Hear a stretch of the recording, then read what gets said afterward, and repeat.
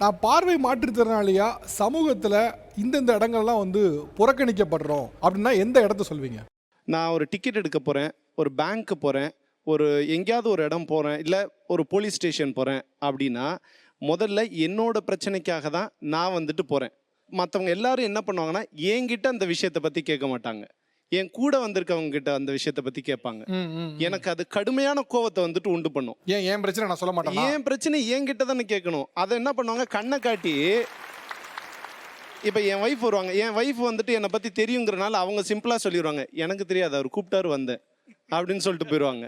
ஒரு தனியார் செல்ஃபோன் கம்பெனியில் என்னோட கண் கருவிடியை ஸ்கேன் பண்ணி சிம் கார்டு கொடுக்க முடியாதுன்னு சொல்லிட்டான். நீங்களும் அதே காசு தான் கொடுக்குறீங்க, நானும் அதே காசு தான் கொடுக்குறேன். அவன் என்ன பண்ணிட்டா, உங்களுக்கு என்ன பண்ணுறானோ அதே டைமிங்கில் எனக்கு சிம் கார்டு ஆக்டிவேட் ஆகணும். அவன் என்ன பண்ணுறான், உங்களுக்கு கண் இல்லாதனால அதை கருவிடியை ஸ்கேன் பண்ண முடியாது, உங்களுக்கு 2 நாள் ஆகும் ஆக்டிவ் ஆகிறதுக்கு அப்படிங்கிறான். நீயும் அதே 100 ரூபா தான் கொடுக்குறேன், நானும் அதே 100 ரூபா தான் கொடுக்குறேன். ஏன் எனக்கு இந்த டிஸ்கிரிமினேஷன்? ஸோ இந்த மாதிரி பல இடங்கள். அதே மாதிரி சத்தமாக பேசுறது, உங்களுக்கு என்ன பிரச்சனை அப்படின்னு கேட்குறது. எனக்கு கண்ணு தெரியலடா, காது நல்லா தான்டா கேட்கும். இந்த சமூகத்துக்கு என்ன சொன்னாலும் புரியறது இல்லை. அதே மாதிரி இங்கே நான் பல காலேஜில் போய் பாருங்கள், இந்த நாக் அது இதுன்னு விசிட் வருவாங்க. அவங்களுக்கு இந்த ஆக்சசிபிலிட்டி அப்படிங்கிறதுக்கு ஒரு மார்க் வந்துட்டு உண்டு. அதுக்காக என்ன பண்ணுவாங்க, ஒரு ரேம்ப் வசதியை மட்டும் ஏற்றி இறக்கிடுவாங்க, ஒரு படிக்கட்டை மட்டும் சர்வல் ஆக்கிடுவாங்க.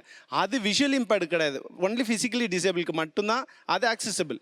ஃபார் விஷுவல் இம்பேர்டுக்கு அது கிடையாது. அங்கே டாக்டைல் இருக்கணும், பிரைல் சைன் லாங்குவேஜ் இருக்கணும். இந்த மாதிரி எந்த பில்டிங்லையாவது நீங்கள் பார்த்துருப்பீங்களா சொல்லுங்கள்?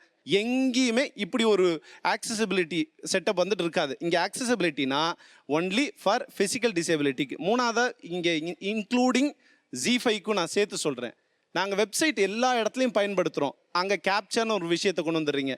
உங்களோட எல்லா வெப்சைட்டையும் எல்லா அப்ளிகேஷனையும் விஷுவல் இம்பேர்ட் அப்படிங்கிற ஒரு கம்யூனிட்டி பயன்படுத்துது. உங்களோட ZEE5ஆக இருக்கட்டும் அல்லது பிற நெட்வொர்க்காக இருக்கட்டும், இந்த அப்ளிகேஷன்ஸை விஷுவல் இம்பேர்ட்னால பயன்படுத்த முடியல இண்டிவிஜுவலாக.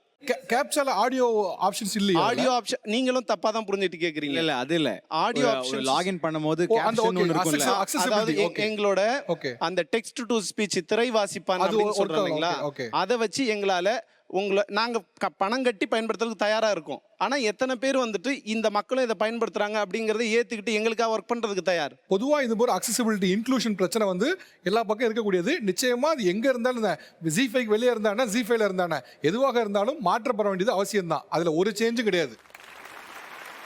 சமூகத்துல எந்தெந்த இடத்துலலாம் வந்து நீங்க புறக்கணிக்கப்பட்டதா நினைக்கிறீங்க? ஒரு கம்பெனியில் ஜாப் இருக்குது வாங்க அப்படின்னு சொல்லிட்டு எனக்கு 2-3 ட்ரிப்பு சொன்னாங்க. நான் அப்போ அந்த கம்பெனிக்கு போனேன். அவர் சொன்னவரே என்னை கூட்டிகிட்டு போனார். அது என்ன கம்பெனின்னு பார்த்தீங்கன்னா ஸ்பின்னிங் மில் கம்பெனி. அங்கே போயிட்டு உள்ளே போனோம், என்ட்ரு ஆகினோம். அவரே என்னை கூட்டிகிட்டு போயிட்டார். என்னை பார்த்த உடனே அவர் என்ன சொல்கிறாருன்னா, என்னப்பா அப்படின்னாரு. இல்லை ஜாப்பு இவருக்கு வேணும்னு சொல்லிவிட்டு அவரை கூட்டிகிட்டு வந்திருக்கேன் அப்படின்னா. அப்படியே எது நம்ம கம்பெனியில் எதுவும் வேக்கன்சி இல்லையாப்பா? ஆனால் சொன்னவங்க 4-5 திருப்பு எனக்கே ஃபோன் பண்ணாங்க. என்னை பார்த்த அடுத்த செகண்டே இல்லை வேலை எதுவும் இல்லையே, தவறான ஒரு தகவலை கொடுத்துருக்காங்க அப்படின்னு. என்ன வேலைக்கு கேட்டிருந்தீங்க? பொதுவாக ஜென்ரலாக அது என்ன வேலையாக இருந்தாலும் நான் செய்கிறேன் ஓகே அப்படின்ட்டு நான் போனேன். அன்னையிலேருந்து இன்னைக்கு வரல எவனுக்கிட்டையும் போய் வேலைக்குன்னு போய் கேட்டதே கிடையாது. நான் என்னால் என்னை சம்பாதிக்க முடியும் அப்படின்னு சொல்லிட்டு இன்னைக்கு வரை நான் ட்ரெயினில் தான் வியாபாரம் பண்ணிகிட்டு இருக்கேன். எவனுக்கிட்டையும் போய் கண்ணு தெரில எனக்கு வேலை கொடு அப்படின்னு சொல்லி எவனுக்கிட்டையுமே கேட்டினதில்ல. அதுதான் ரொம்ப வருத்தமாக இருக்குது. சமூகத்துல எந்தெந்த இடத்துலலாம் வந்து நீங்க புறக்கணிக்கப்பட்டதா நினைக்கிறீங்க? நான் என்ன சொல்றேன்னா, இப்போ நவீன தீண்டாமை அப்படின்ற ஒரு விஷயம் இருக்கு. அது எப்படி அந்த நவீன தீண்டாமை அப்படின்னு ஜாதி ரீதியான தீண்டாமை இருக்குது, அது வேற விஷயம்.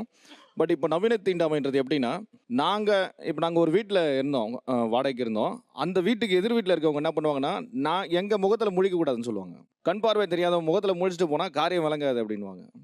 ஸோ அதுக்கப்புறம் இன்னொரு விஷயம் என்னென்னா, என்னுடைய நெருங்கிய நண்பர் ஒருத்தர் சின்ன வயசுலேருந்தே அவர் நல்ல பழக்கம். அவருடைய கடையெல்லாம் நான் போய் நின்று பேசிகிட்டு இருப்பேன். நிறைய விஷயங்கள் பரிமாறிப்போம், நிறைய அறிவு சார்ந்த விஷயங்கள், நிறைய காரியங்களை வந்து பரிமாறிப்போம். அவரோட சொந்த தம்பிக்கு ஒரு கல்யாணம்.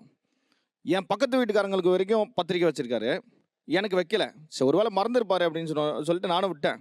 அது எப்படின்னா, அவர் சொல்லும் போது எனக்கு ரொம்ப மனசு வருத்தமாக இருந்தது. வேற ஒருத்தர்கிட்ட சொல்லும் போது நான் அதை கேட்டேன். பாஸ் பண்ணி போகும்போது அப்படி நடந்து போகும்போது கேட்டேன், இப்போ ஏன்பா குமாருக்கு மட்டும் பத்திரிக்கை கொடுக்கல அப்படின்றதுக்கு.